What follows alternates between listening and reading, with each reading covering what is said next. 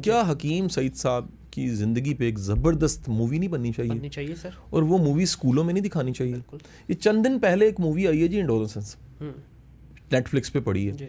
UK के prime minister ने कहा है स्कूलों में दिखाओ। हम्म, यानी वहाँ पर, हालांकि वो टीन एज का एक इशू है कि जो नई नस्ल आई है उसके लोगोज डिफरेंट हैं और उनके क्राइसिस किस तरह के हैं, उनकी लैंग्वेज कितनी है, उनके सारे जो चैलेंज हैं वो किस तरह के हैं, उस पर भी उन्होंने कहा, स्टेट ने कहा जी सारे दिखाओ ज़रा, वालदैन बैठ के देखें कि आज के मसले क्या हैं। तो इतने करेक्टर्स हैं, ईदी साहब है जी।